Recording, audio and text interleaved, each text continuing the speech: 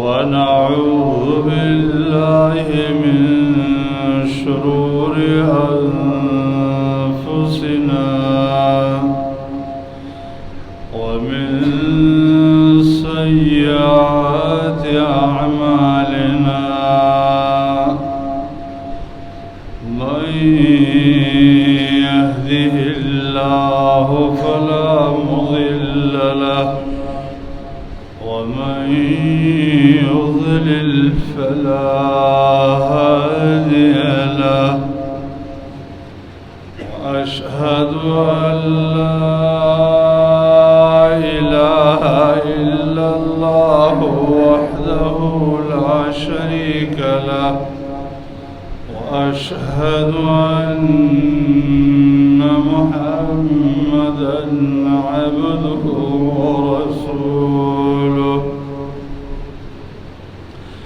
يا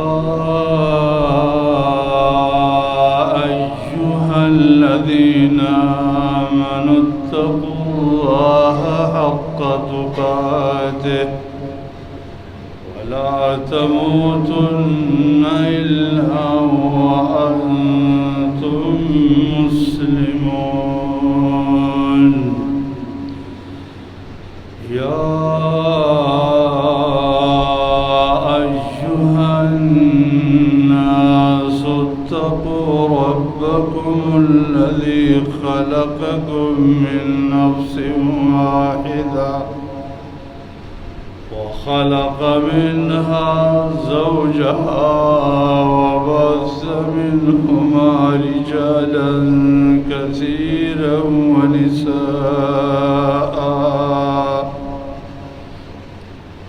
واتقوا الله الذي تساءلون به والأرحام إن الله كان عليكم رقيبا يا أيها الذين آمنوا اتقوا الله وقولوا قولا سديدا يصلح لكم أعمالكم ويغفر لكم ذنوبكم ومن يطع الله ورسوله فقد فاز فوزا عظيما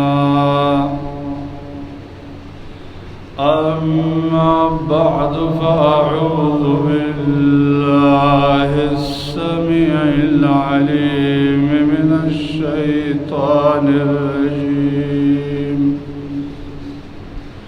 يمحق الله الربا ويربي الصدقات والله لا يحب كل كفار أثيم اللهم صل على محمد وعلى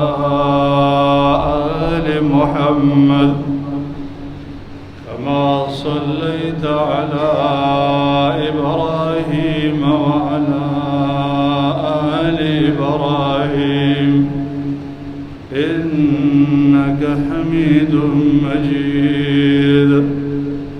اللهم بارك على محمد وعلى آل محمد كما باركت على إبراهيم وعلى آل إبراهيم إنك حميد مجيد ديرو قدر منو درنو او عزت مندورنو دتیرو خطباتنا سلسلہ وارا دا موضوع شروع چې د ډیرو انسانانو زندگی په دې مقصد تیریږي چې د دې دنیا د پاره څنګه خزانه راجمع کو، څنګه مال راجمع کو، دا د دنیا زندگی څنګه ښکلې کو، څنګه ځان ته دلته د دنیا سهولیتونه حاصل کو. حال دا دی چې دا ډیره یو معمولی زندگی ده، عارضی زندگی ده، ختمېدونکې زندگی ده. زمونږ مخې ته یو بل ژوند پروت دی چې هغه نه ختمېدونکی ژوند دی، هغه حقیقي ژوند دی، هغه ډېر اوږد ژوند دی. د هغې نه موږ غافل یو. هغې دپاره هم څه توښه تیارول پکار دي. هغې ژوند کې د دنیا نورې توښې فایده نه رسوي، د دنیا قوم قبیله فائدہ نہ رسئی، نسب فائدہ نہ رسئی، مال و دولت فائدہ نہ رسئی، یاران دوستان فائدہ نہ رسئی. التا یو سرمایه جمع کول دی هغه فائدہ رسئی چې هغې ته ایمان وای. ایمان صد پاسه اویا څانګې لري، اویا صد پاسه اویا شعبې لري. په دې بنیاد موږ سلسلهوار شروع کړي دي چې یوه زموږ مخې ته راځي، زموږ ورته فکر شي او هغه عملي کو، آخرت ته جمع کو. زموږ خوږو ورونو په دې سلسله کې موږ ویلي وو چې د ایمان یوه ښکلې شعبه زکات دی. په هغې باندې مخکې خطبه کې تفصیلي خبره شوې وه چې زکات د ایمان اسلام کې څومره اهمیت لري، څومره فائدې دي چې څوک یې ورنکړي څومره د دنیا او آخرت په ضررونو اخته کېږي. نن به د الله په فضل او توفیق دا خبره کوو چې زمونږ او ستاسو د دې فرایضو مکملات پوره کوونکي هغه نوافل دي. که فرضي منځ کې نقصان واقع شي د هغې پورهوالی په نفلي منځونو باندې کېږي. که په فرضي روژه کې نقصان واقع شي د هغې پورهوالی د نفلي روژو نه کېږي.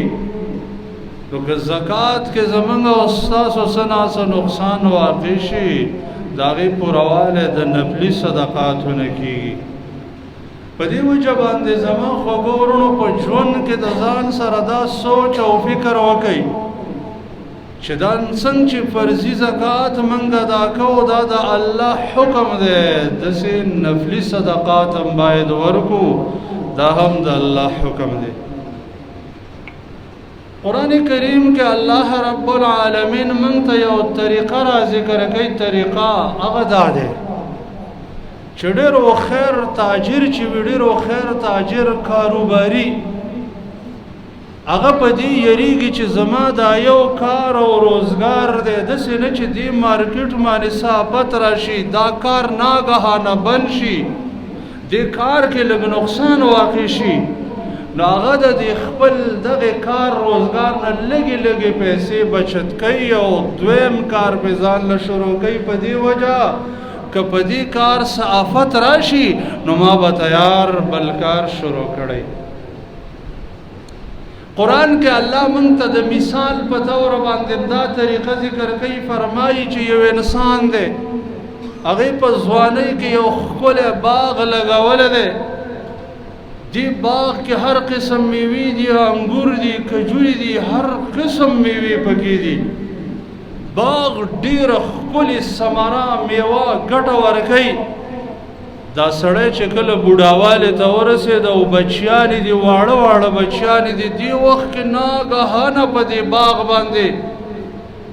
یو سیلی راله، په هغې کې اور ټول باغ یې وسېزه. اوس به څه کوي؟ ځکه ټوله زندګي دې یو باغ کې تېره کړې وه، بل سرمایه بل کار یې نه و. نو او په دې وخت کې د مال ته ډېر محتاج دی، ځکه خپله بوډا دی، اوس بل باغ لګولی نه شي، بچیان یې واړه دي، هغه خرچې ته ضرورت لري. اوس به څه کوي؟ نو کدی په ژوند کې وخیارتوب کړی وي او د دې باغ دا ثمره لږه لږه ځان له جمع کولی او یو بل روزګار یې پې شروع کړی وی کدی باندې افت راغلی وی نو بل کار بل روزګار به وی د بچو خرچه به د هغې نه پوره کول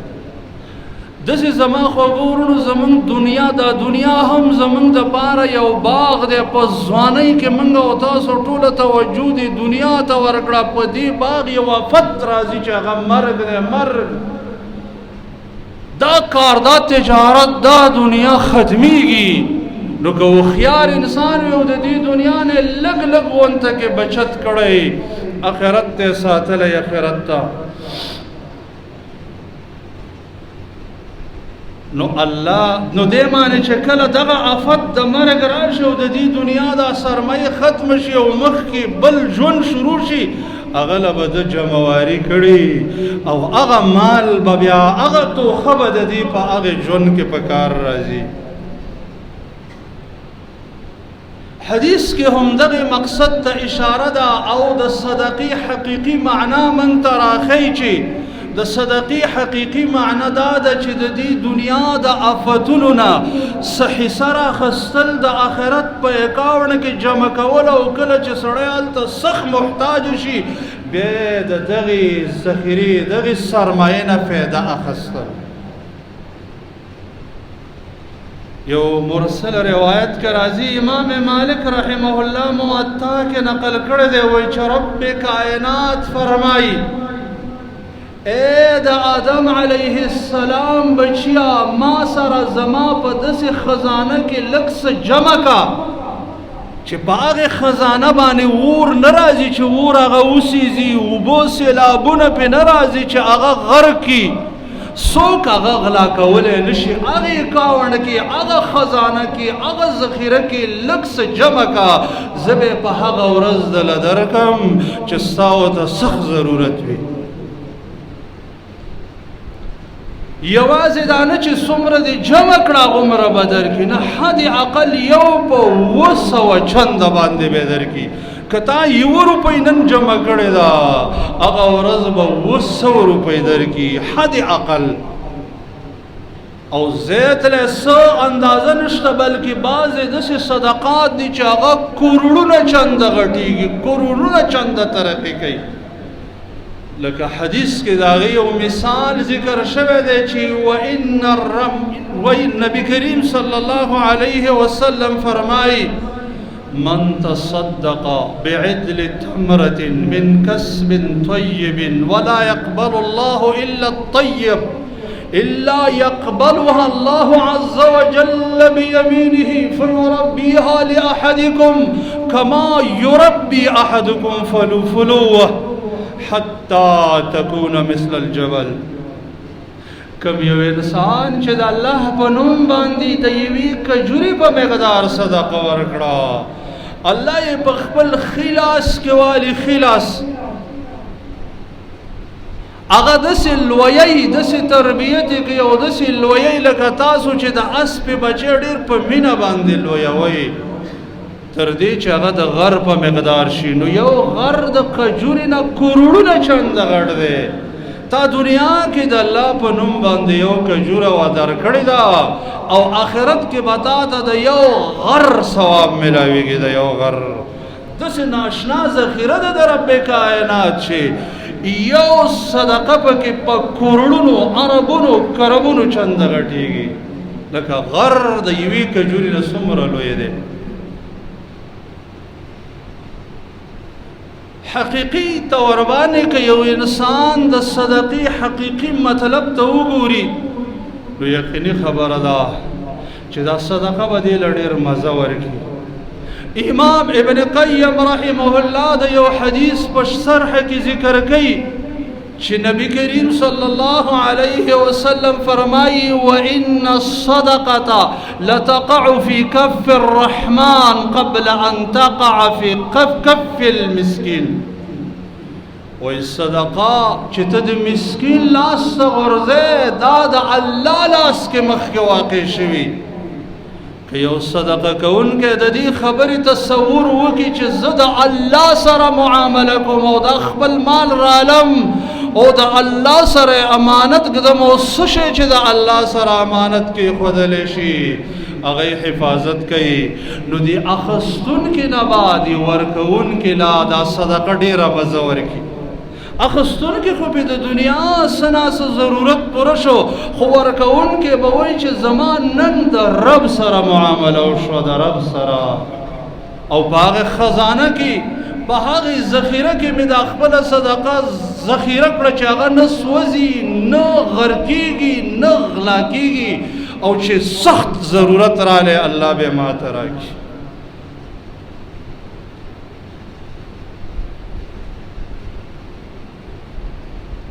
زما خګورونو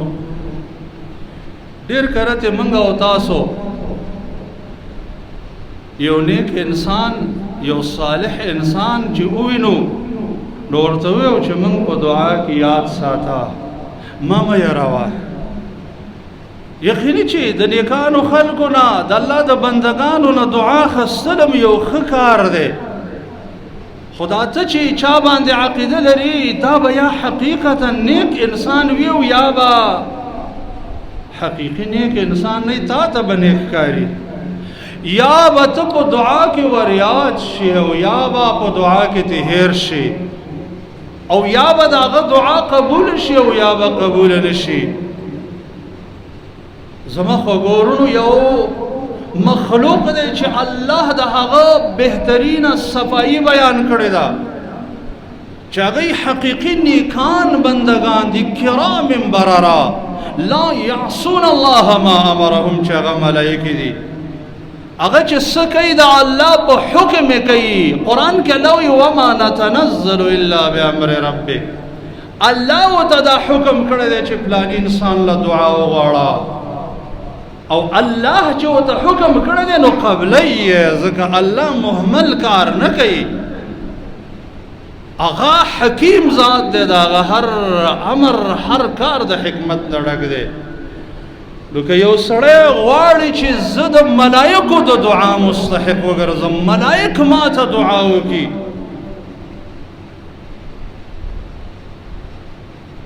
او د ملائکه دعا الله قبلې ځکه الله او ته حکم کړی دی والله په دې مقرر کړی دی نو ته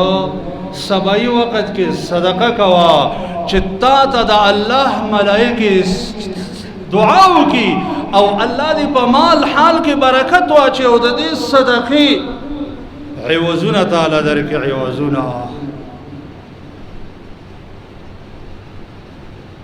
ذکر حدیث کے راضی نبی کریم صلی اللہ علیہ وسلم فرمائی ما من یوم یصبح العباد فیہ الا ملکان ینزلان یقول احدهما اللهم اعط منفقا خلفا ويقول الاخر اللهم اعط ممسكا تلفا هیڅ یو ورځ نشته چې بندگان پاغه کې سبا کوي مگر دا الله دو ملائکه دی هغه نازلیږي او د الله په حکم ملائکه نازلیږي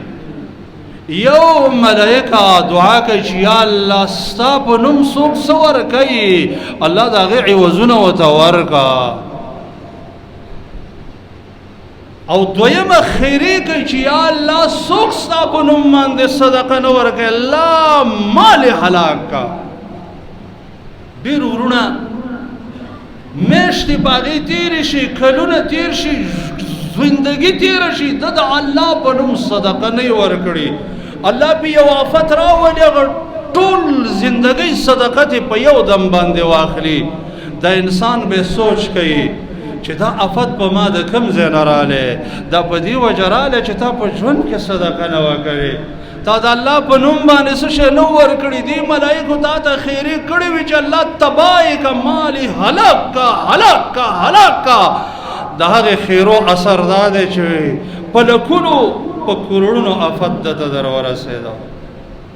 او ډېره کله د یو انسان به معمولي روزګار وي الله پکې خیر او برکت چې وخت په وخت باندې هغه ډېرېږي خلق هغې ته حیران وي دا ولې ډېرېږي دی به روزمره د الله په نوم باندې معمولي صدقه ورکوي خو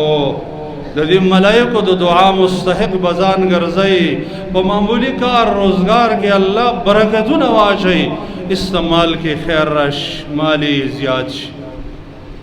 نو که یو انسان غواړي چې زه د ملایکو د دعا مستحق وګرځم او زما د مال کې خیر او برکت وغورځېږي د دې علاج صدقه د علاج دغه وجه ده چې د بعضې صحابه کرامو نه داسې نقل و چې هغوی به هره ورځ یوه صدقه کوله هر سبای ټیم کې به صدقه کوله تر دې چې بل څه شی به پیدا نه که د پیز یو غوټه به راواخیستل او دا به صدقه کړه د پیز غوټه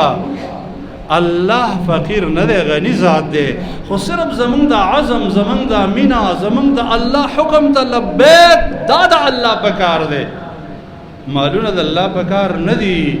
ځکه الله ته د دې نیت د دې زړه قصد عزم جذبه په کار ده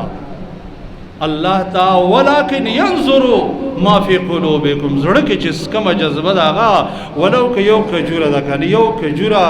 باندې د مسکین څه کېږي یا د پیز یو غوټه باندې څه شی کېږي خو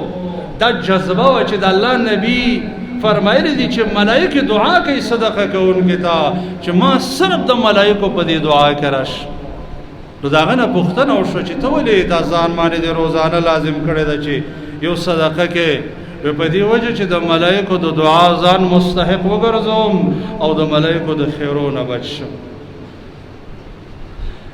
داسې زما خوږو وروڼو که په معاشره کې په تاسو بیماریان راغلي وي او د هغې بیماریانو د دنیا علاجونه هم کړي او علاجونو هیڅ فایده تاسو ته نه رسولي نن یو نبوي دوايي در واخلئ نبوي علاج چې په هغې د ټولو بیماریانو حل راځي لا علاج بیماریان هم پې حل کېږي وړې بیماریانو ته هم شفا میلاویږي لوی بیمارانو ته هم شفا میلاویږي هغه روایت چې دی چې شیخ البانی رحمه الله حسن لغیره ورته وایي په ډېرو طرقو باندې راغلی دی صحیح الترغیب کې شیخ البانی رحمه الله حسن بمجموع طرقه ذکر کړی دی د الله نبی فرمایي داوو مرضاکم بالصدقه د خپلو بیماریانو علاج د صدقې په وجه وکئ ته نن دا نبوي نسخه م استعمال کا چې ډېرې دوایانې دې کړي دي او ډېر پیسونه دې ورکړي دي ډېر ټسټونه دې کړي دي او ډېرې دوایانې دې خوړلې دي څه اثر یې نه دی کړی نن ته د ملایکو دا دعا د ځان دپاره استعمال کا او دا نبوي علاج استعمال کا امید دی چې الله رب العالمین به ستا بیمارۍ ته شفا ورکړي دې وجې نه زما خوږو وروڼو کومو خلکو چې د صدقاتو هغه فایدې لیدلې دي او د دنیا او د آخرت لذتونه او خوندونه او مزې لیدلې دي هغوی له به په غیر د صدقې تېرېدلو نه ورځ مزه نه ورکوي او چې لږ غونته کې تاخیر پکې راځي نو د هغوی طبیعت خرابېږي یوه ورځې نبی کریم صلی الله علیه وسلم د مازدیګر لمونځ وکړه چې ډېر په جلتۍ باندې خپل کور ته ننوتو چې صحابه کرام ټول هیبت کرال چې یا الله څه چل وشو چې د الله نبي عادت مبارک خو داسې نه و چې د مازدیګر د مانځه نه په جلتۍ کور ته نوځي نن څه چل وشو هغه بیرته واپس راووتل ویل بل څه شی نه و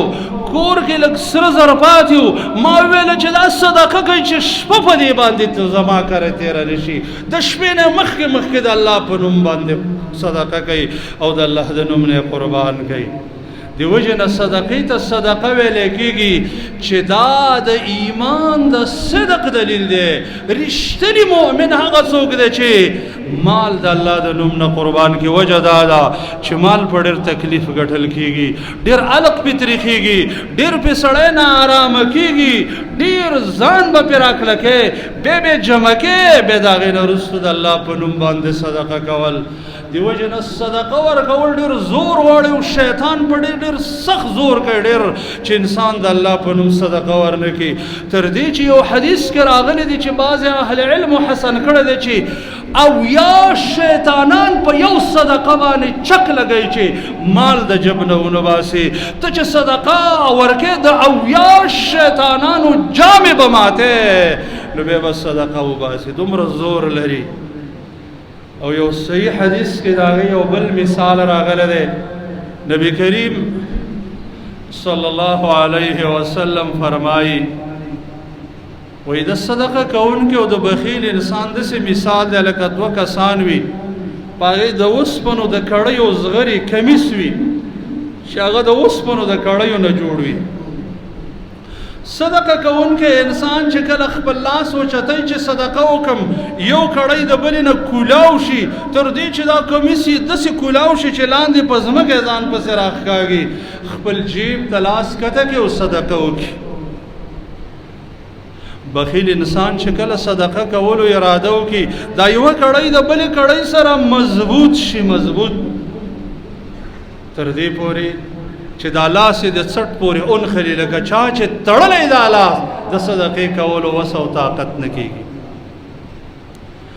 زما خوږو ورونو صحابه کرام دا خبرې موږ او تاسو په ژبه باندې سره کویو د صحابه کرامو دا خبرې دې زړه ته ښکته شوې وې نو د الله په نوم باندې مال ورکول هغې ته ډېر معمولي څیز ښکاره کېده ډېر معمولي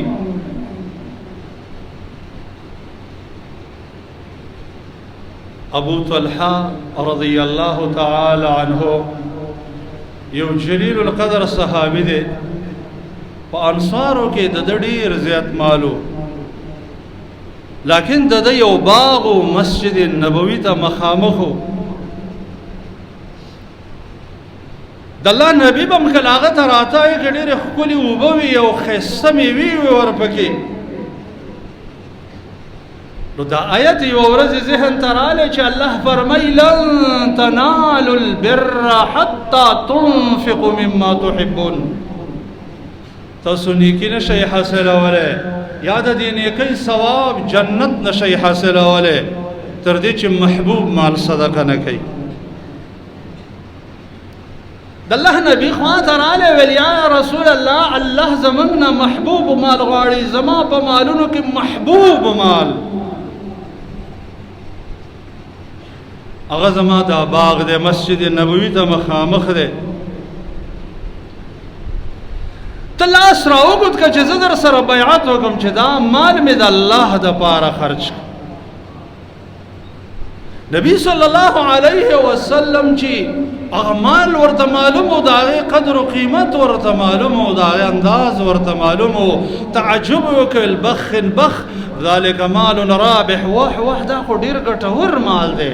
دا خو ډېر اعلی مال دی چې تا د الله په نوم باندې ورکړه عمر بن الخطاب رضی الله تعالی عنه یو ځل د دې خبرې سوچ او فکر رالی چې الله زموږ نه محبوب مال غواړي نو د الله رسول خوا ته رالی ویل یې د الله رسوله ما ته په مالونو کې محبوب مال زما د خیبر برخه ده د خیبر ځمکه او باغونه دي دا مې د الله په نوم باندې ورکړل د الله نبي ورته وویل چې د دې اصل وقف کا او د دې میوه فی سبیل الله وګرځوه ابن عمر رضی الله تعالی عنهما فرمای وای زما یوه وینځه وه چې ما ته ډېره زیاته محبوبه وه چې کله مې دا آیت واورېده چې لن تنالوا البر حتی تنفقوا مما تحبون نو ما دغه وینځه د الله دپاره ازاده کړه چې ما ته مالونو کې محبوب مال دا دی زما قدرمنو او عزتمندو وروڼو موږ او تاسو چې خپل ځان سره حساب وکړو په ورځ او شپه کې موږ او تاسو نه ډېرې ګناهونه کېږي د ژبې ګناهونه دي دروغ ویل کېږي غیبت کېږي وعده خلافي کېږي څه ناڅه مخکې وروستو خبرې کېږي د سترګو ګناهونه خو نن معاشرت دومره نقصان ته رسېدلې ده چې سترګې صرف وغوړی په یو حرام ځای باندې لګېږي دومره ګناهونه دي د غوږونو ګناهونه دي غیبتونه دي بهتانونه دي فاحشې خبرې دي دا صفائی ته ضرورت لري څنګه چې کپړې صفائی ته ضرورت لري بدن صفائی ته ضرورت لري نو داسې دا ګناهونه هم صفائی ته ضرورت لري د دې اعلی صفائی صدقه ده محمد مصطفی صلی الله علیه وسلم فرمای وی ان الصدقه لتطفئ الخطیه كما يطفئ الماء النار صدقه دا گناهونو اثر داسې ختمی لکه په اور چې اوبه واړې اوبه د اور اثر څنګه ختموي. قدرمنو ورونو نن منګه او تاسو ګورو په دنیا کې منګه او تاسو ته د الله د غضب او دغه رنګې د الله د عذابونو نمونې راښکاره شوي دي. کله سیلابونه راځي، کله زلزلې راځي، کله لمر سترګه تندر ونیسي چې دا هم د الله د آیاتونو نه یو آیات دی. الله پې موږ یره بندګانو او یریږئ. ګوره د الله د غضب موقع ده. د رب کائنات غضب د صدقې په وجه باندې ختمیږي. نبی صلی الله علیه وسلم فرمایي صدقة السر تطفئ غضب الرب. که صدقه په پټه باندې صدقه کول چې ستا د رب تر مابین وي څوک ته خبر نه وي، دا د رب غضب ختموي. که ته په خپل ځان سره حساب وکړې او داسې اعمال درته ښکاره شي چې زما رب زما نه ګوره په دې فعل، په دې خبره، په دې کار، په دې معامله ناراضه شوی دی، علاج یې دا دی چې د الله په نوم صدقه ورکړه تر څو چې د رب کائنات غضب ختم شي. کله چې د قیامت ورځ قایم شي دا لمر سره یو میل دې سر ته نږدې شي، دا ځمکه به سم د اور د لمبې په شانه خوټ کېږي، د انسانانو بدنونو نه اویا ګزه خوله به په ځمکه بهیږي، هر انسان به د خولې په ډنډ کې ولاړ وي. دې وخت کې انسان به ډېر غټ ارمان وي چې چېرته سوری پیدا کړم د هغې د لاندې ودرېږم، اخوا دې خوا به وګوري په مخ د ځمکه به هېڅ سوری نه وي، صرف د الله د عرش سوری به وي. دې عرش د سوري د لاندې یو څو قسمه خلک د لاندې کېږي، هغه دې سورو کې آرام سره ودرېږي. یو په هغې کې ورجل تصدق بصدقة فأخفاها حتى لا تعلم شماله ما تنفق يمينه. هغه انسان چې صدقه وکړي او خپله صدقه دومره پټه کړي چې ګس لاس د ښي لاس نه خبر نشي، او چې په داسې طریقې باندې صدقه وکړي دا ډېر ښکلي آثار لاسته راوړي. ولو که ستا چې کوم نیت او اراده د هغه ځای ته ونه رسېږي هم ښکلي آثار لاسته راوړي. یقیني خبره ده زما خوږو وروڼو مال په ډېر تکلیف ګټل کېږي، دې پسې به خپل آرام پرېږدي، خپل بچیان د هغې نه به جدا کېږي، سهر نه تر ماښامه پورې به روزګار ته ودرېږي. ډېر تاجران وروڼه داسې چې په رڼا کې خپل بچي لیدلي نه وي، سهار په خړه وځي او په نیمه شپه کور ته راځي چې یو څو روپۍ لاس ته راشي.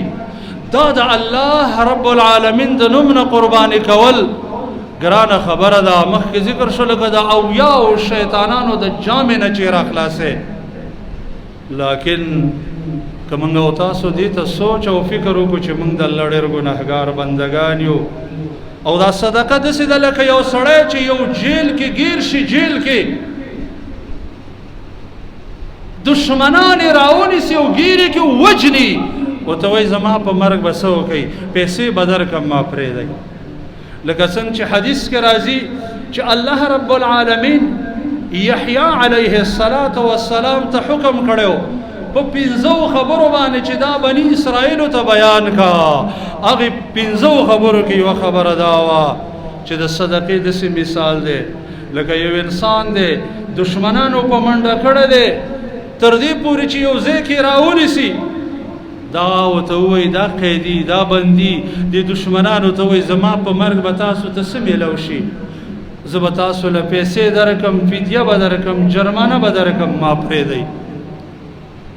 په دې فدیه ورکړي او ایسته ځان بچ کړي. همداسې د صدقې په وجه سړی د الله د غضب نه او د الله د غضب نه محفوظ کېږي. رب العالمین دې موږ او تاسو ته د صدقې کولو توفیق راکړي. الله دې زموږ او ستاسو صدقات په اخلاص بنا کړي او رب العالمین دې په خپل در کې قبول وګرځوي. الله دې د ایمان د ټولو شعبو د عملي کولو توفیق موږ ته راکړي او الله دې موږ او تاسو د ګناهونو محفوظ کی. اقول قولي هذا استغفر الله لي ولكم ولسائر المسلمين.